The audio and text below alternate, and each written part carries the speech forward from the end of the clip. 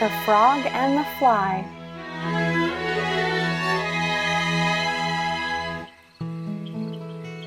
The bright sun graced the sky, and the morning became alive with colors. On this day, a young frog swam up a stream in search of a meal.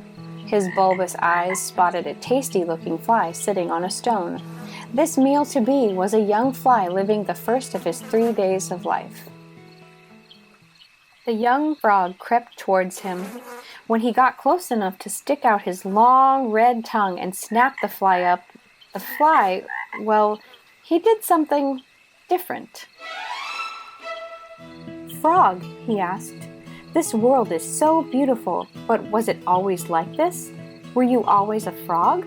The young frog did not know what to say. He just wanted to have an innocent meal. How unfair for the meal to make him think! But he couldn't help it. He thought about when he was a pollywog, the feel of the water around his tail, swimming around to explore, learning new things, and then he thought about how quickly it all changed and he became a frog. He thought so much and so hard that he forgot to eat. He went to sleep hungry that night. The next day, when the young frog opened his eyes, the sun was already hanging high in the sky. Still hungry, he went out in search of a new meal. As luck would have it, sitting nearby on a bended reed, he saw an older but familiar-looking fly. Only a day and a half had passed, but the fly was all grown up. Again, the young frog crept towards him, and just as he was about to stick out his long red tongue and snap the fly up, the fly turned his head and said, "Friend Frog, I have not seen you in a very long time. How have you been?" "Friend Frog?" he repeated. "How have I been?" The young frog was flabbergasted. And yet the fly continued. "Frog, I'm a father now, and I worry about what kind of world I'm giving to my children. Things keep changing. What will happen if the stream gets smaller and dries up? Where will we go?" The young frog became worried.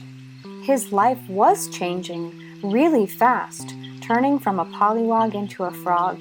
He didn't know what would change next. He forgot about eating and stayed awake all night long, worrying. On the third day, the young frog awoke to the rumble of his stomach. Another day had passed without food, but the young frog decided he was not going hungry again. He was going to eat that same tricky, still-living fly from the days before. The young frog swam for hours and hours, looking at every fly he came across. He grew tired and wanted to give up, but he was determined. And just as the sun was setting across the sky, he noticed a rather old, familiar-looking fly. The young frog went straight up to him.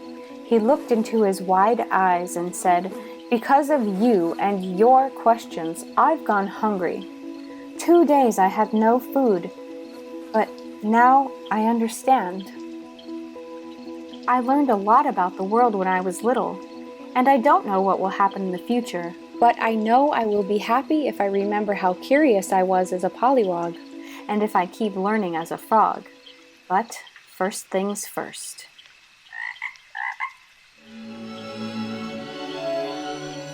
With the last rays of the sun leaving the sky, the young frog looked at his friend, remembering the childlike fly sitting on a stone and the adult resting on a reed. The fly smiled, knowing he made a difference. Then the young frog stuck out his long red tongue and with a gravity-defying leap, snapped the fly up. With that, the frog continued his night.